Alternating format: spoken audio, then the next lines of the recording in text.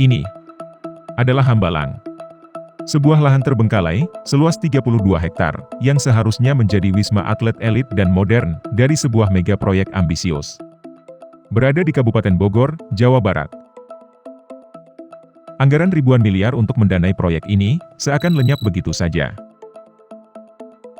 Proyek ini pertama kali dilaksanakan pada 2010, dan rencananya akan selesai pada 2012. Namun sekitar tahun 2012, proyek Wisma Atlet ini tidak pernah dibuka. Pekerjaan konstruksinya terhenti, ketika kasus korupsi mega proyek ini muncul ke media massa.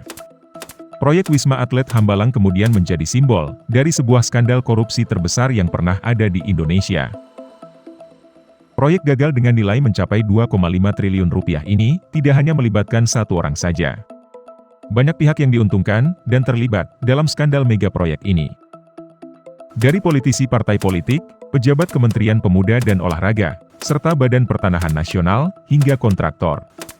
Artinya, semua pihak yang berkepentingan, secara kompak terseret dalam skandal ini. Wisma Atlet Hambalang ini sebenarnya akan digunakan dalam ajang SEA Games ke-26, di tahun 2011. Namun korupsi membuat Wisma Atlet menjadi tidak pernah selesai, dan mangkrak. Negara dirugikan sebesar 706 miliar rupiah dari mangkraknya proyek. Seandainya mega proyek sarana atlet ini tidak dikorupsi, mungkin saat ini, kita sudah memiliki atlet nasional yang diperlakukan lebih layak melalui fasilitas yang lebih modern, dan dapat menghasilkan prestasi dunia yang membanggakan. Kasus ini menjadi salah satu kasus korupsi terbesar di sepanjang sejarah Indonesia. Namun, Hambalang bukanlah kasus korupsi terakhir. Pada tahun-tahun berikutnya, masyarakat Indonesia akan dihantui oleh kabar korupsi yang lebih dahsyat, dan lebih besar. Kami merangkum deretan skandal korupsi paling parah, yang pernah terjadi di Indonesia. Dugaan korupsi bantuan Tersangka kasus sosial korupsi dana COVID-19 Dugaan dengan korupsi kerugian kasus negara juga 4 masalah ditetapkan Harus korupsi, Bang. Di Indonesia, korupsi sepertinya bukan sesuatu yang besar dan gawat. Bahkan topik ini bisa menjadi sumber inspirasi. Korupsilah selagi sempat, buat apa mikiri rakyat. Hambalang adalah sebuah mega proyek, yang mudah bagi mata untuk melihatnya. Kasus yang lebih besar dari Hambalang berikutnya, justru adalah sebuah kasus dari sebuah benda yang ukurannya jauh lebih kecil dari Hambalang. Hanya selembar kartu, yang terselip di setiap dompet warga Indonesia. Ya, inilah kasus korupsi KTP elektronik, atau EKTP. Kasus ini, terjadi pada tahun antara 2011 hingga 2012.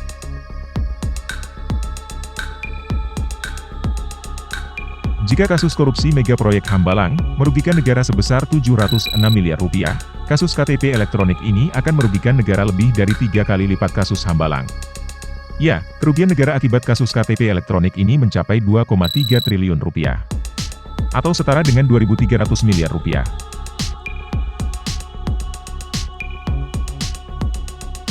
Sebelum ada KTP elektronik, setiap penduduk Indonesia hanya memiliki KTP yang memiliki banyak kekurangan, seperti tidak ada database tunggal, mudah untuk diduplikasi dan dipalsukan, dan tidak terintegrasi dengan sistem apapun, sehingga data penduduk tidak akurat. Maka pada 2011, pemerintah mengadakan proyek EKTP, agar semua masalah data kependudukan lebih mudah untuk dimanajemen. Namun, para koruptor sepertinya tidak akan nyaman, kalau melihat sebuah proyek yang bertujuan mulia ini, berjalan dengan lancar.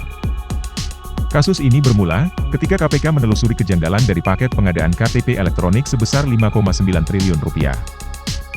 Upaya KPK untuk membongkar kasus ini sangatlah panjang, dan penuh lika-liku.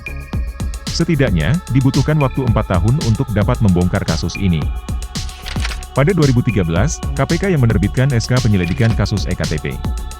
Ini adalah awal mula penyelidikan kasus ini. Selama 1 tahun lebih, KPK menelusuri setiap isi dokumen terkait EKTP, dan ditemukan adanya indikasi korupsi. Pada 2014, KPK menaikkan status kasus menjadi penyidikan, dengan melakukan pemeriksaan pada saksi, ahli, pengumpulan dokumen, dan bukti-bukti elektronik. Proses ini sungguhlah panjang. Butuh 3 tahun bagi KPK untuk dapat menelusuri setiap bukti dan petunjuk yang ada, hingga berujung pada penetapan tersangka. Di tahun 2017, terungkaplah siapa saja yang bermain dalam pengadaan EKTP, dan merugikan negara. Mereka adalah pejabat dari Kementerian Dalam Negeri, dan petinggi DPR.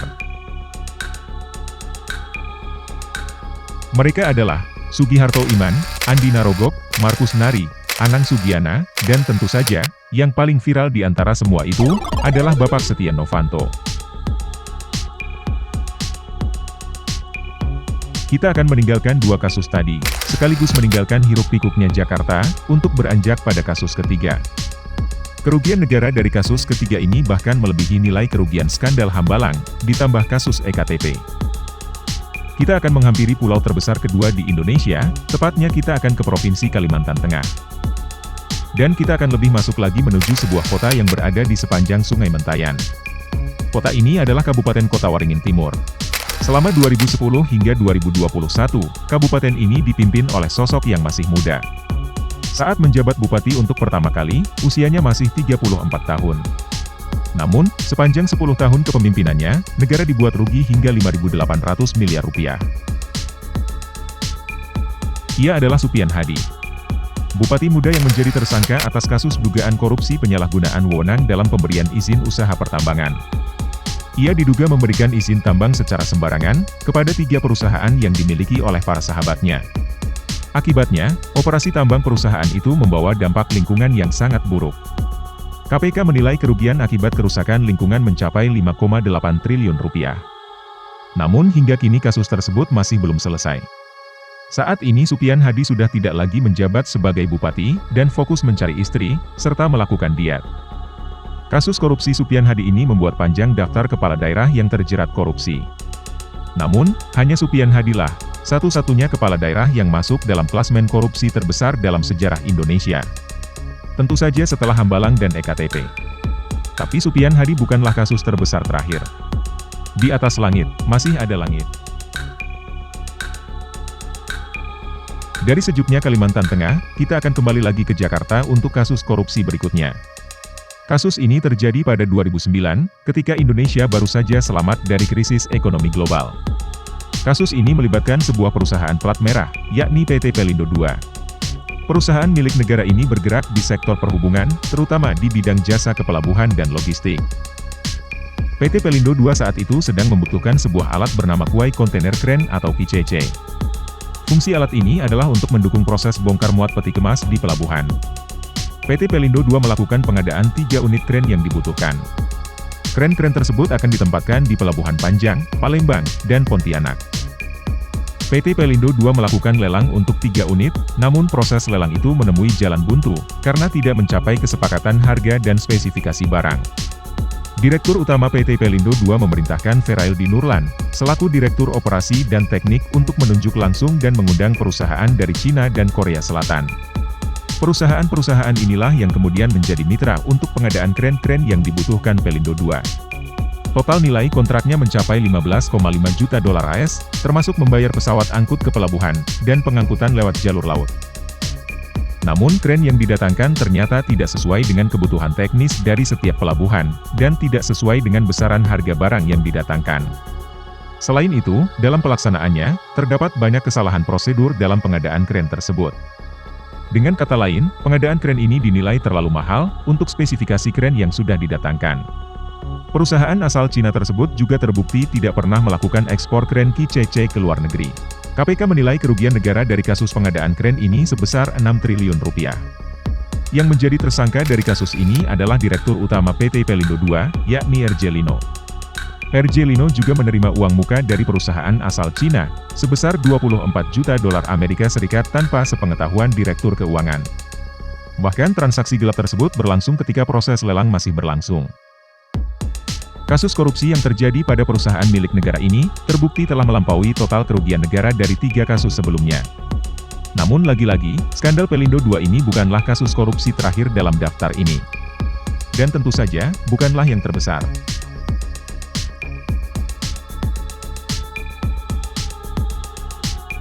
Kasus berikutnya, kita akan kembali ke 1 tahun sebelum skandal Pelindo II. Tahun 2008.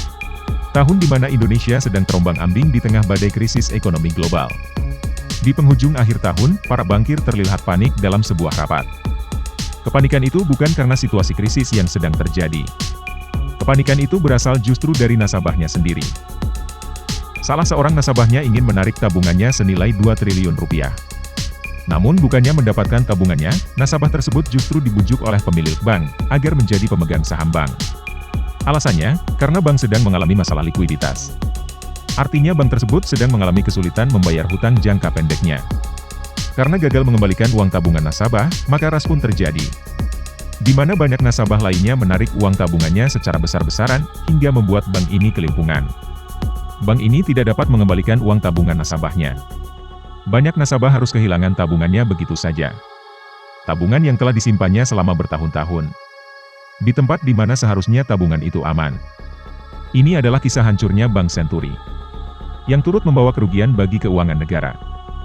Awalnya, Bank Senturi meminta bantuan kepada Bank Indonesia untuk menyuntikkan modal sebesar 1,3 triliun. Agar dapat memenuhi pengembalian tabungan nasabah, dan membayar hutang-hutang perusahaan. Namun bantuan tersebut tidak pernah cukup, dan meminta bantuan lagi sebesar 7,72 triliun rupiah. Bantuan ini diberikan karena dinilai dapat berdampak sistemik terhadap sistem perbankan. Sebab, apabila Bank Senturi tidak dapat mengembalikan uang nasabahnya, maka akan berdampak pada hilangnya kepercayaan masyarakat terhadap sistem perbankan di Indonesia. Oleh sebab itu, negara berupaya keras untuk menyelamatkan muka Bank Senturi. Kegagalan Bank Senturi ini menyeret nama Hermanus Hasan Muslim sebagai direktur utama, karena terbukti menggelapkan dana nasabah sebesar 1,6 triliun rupiah. Dan komisaris utama yang juga pemegang saham Bank Senturi, Robert Tantular. Dengan hukuman 21 tahun penjara, karena dianggap berhasil merayu dan membujuk pejabat bank untuk sengaja membuat keputusan yang salah, sehingga bantuan dari Bank Indonesia dapat terus mengalir.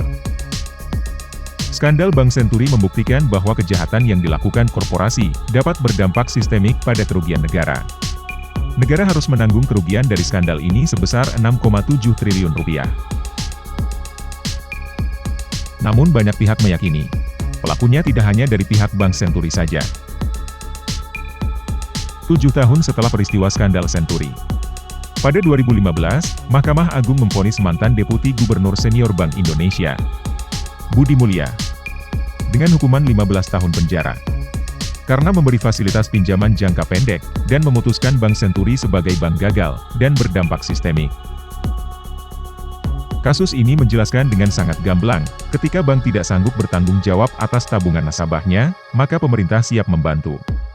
Bantuan tersebut pun juga ikut diambil untuk menguntungkan segelintir pihak. Pihak yang membuat tabungan nasabah hilang, dan pihak yang membantu. Lalu, bagaimana nasib nasabah yang kehilangan uang tabungannya? Tidak ada satu pihak pun yang memberi jawaban memuaskan atas hal ini. Senturi menjadi kasus kelima dalam daftar korupsi terparah di Indonesia.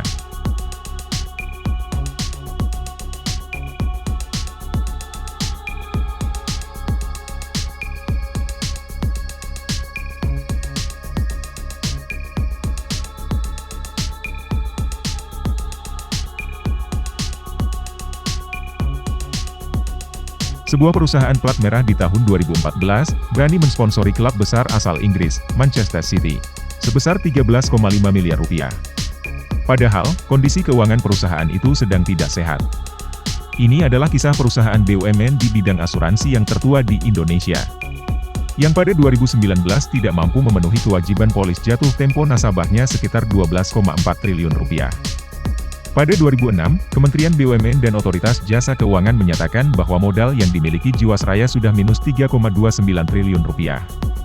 Namun perusahaan ini tetap menjalankan operasi usahanya dengan berbagai upaya. Sponsorship pada Manchester City di 2014 adalah salah satu usaha untuk memikat konsumen potensialnya. Pencapaian terbaik Jiwasraya terjadi pada 2013 hingga 2018. Saat itu Jiwasraya menjual sebuah produk asuransi yang tidak hanya mampu memproteksi nasabah, namun juga dapat mendatangkan keuntungan per tahun bagi nasabahnya. Ini adalah produk asuransi sekaligus investasi. Produk ini bernama JS Plan. Jiwasraya menjanjikan return yang tinggi kepada pemegang polis. Antara 2,5% sampai dengan 6,25% di atas bunga deposito bank himbara dan obligasi pemerintah. Produk ini dapat melindungi nasabah selama 5 tahun, dan nasabah tetap menerima uang per tahun dari produk ini. Produk ini dijual mulai dari 100 juta rupiah hingga 5 miliar rupiah untuk setiap polisnya. Dan laku keras di pasaran. Sepanjang 2013 hingga 2018, penjualan JS Plan terus bertambah. Dan selama 6 tahun itu, Jiwasraya mampu menjual kepada lebih dari 17.000 orang sebagai nasabahnya. Namun sebenarnya, imbal hasil ini tidak pernah bisa ditutup oleh hasil investasi, sehingga menyebabkan kerugian pada perusahaan. Pada Oktober 2018, Jiwasraya memutuskan untuk menghentikan penjualan produk JS Plan. Namun klaim jatuh tempo terus membengkak, hingga pada akhir 2019, jumlahnya mencapai 12,4 triliun rupiah. Saat itu Jiwasraya sudah tidak lagi sanggup membayar kewajiban kepada nasabahnya. Kini, sebanyak 17.403 orang pemegang polis, menggantungkan harapannya pada seluruh pihak, baik manajemen Jiwasraya, Kementerian BUMN, OJK, dan pemerintah, agar uang mereka dapat kembali. Terdapat 13 perusahaan yang diduga menjadi tersangka atas skandal korupsi dan pencucian uang Jiwasraya ini. Kejaksaan Agung menetapkan 6 orang tersangka pada Januari 2020. Mereka adalah Beni Cokro-Saputro, Hari Prasetyo, Heru Hidayat, Syah Mirwan, Joko Hartono Tirto, dan Hendrisman Rahim. Total kerugian negara dalam kasus Jiwasraya ini mencapai 16,81 triliun rupiah.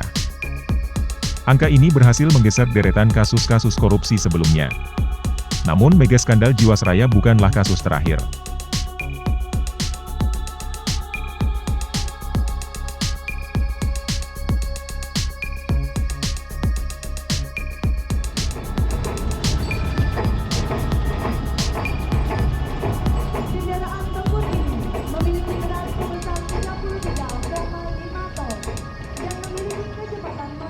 Kita akan menginjakan kaki pada kasus berikutnya, yang lagi-lagi akan melibatkan perusahaan plat merah, dan membebani negara dengan kerugian yang tidak terkirakan.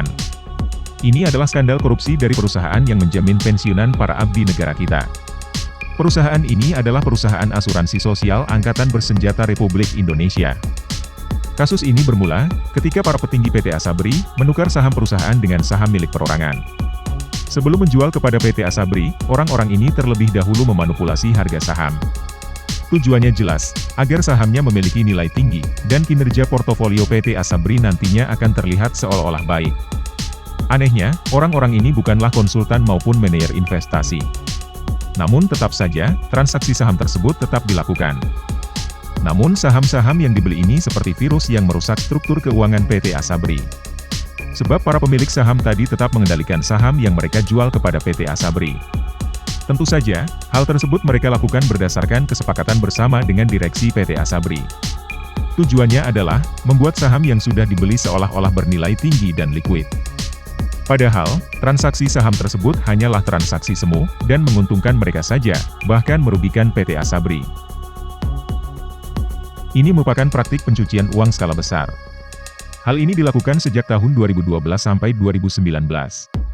Artinya, selama ini saham PT Asabri dikendalikan oleh mereka yang bukan bagian dari PT Asabri, di mana uang pensiunan anggota TNI, Polri, dan ASN yang dikelola, diperdagangkan di arena saham untuk mendatangkan keuntungan bagi segelintir orang.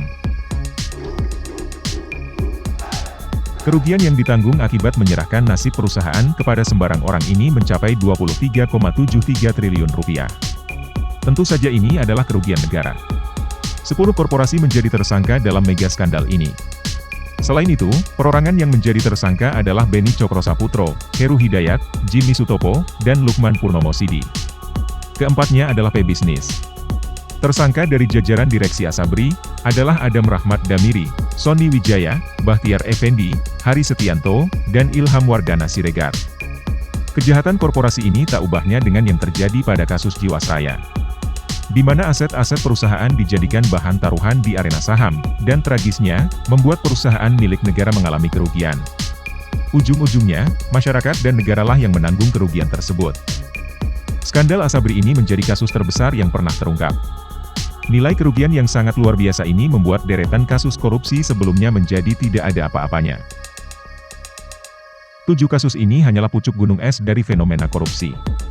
Terhitung sejak 2004 hingga 2020, ada setidaknya 1.123 kasus korupsi yang terjadi secara merata di seluruh Indonesia. Pelakunya didominasi oleh pejabat yang main mata dengan pengusaha.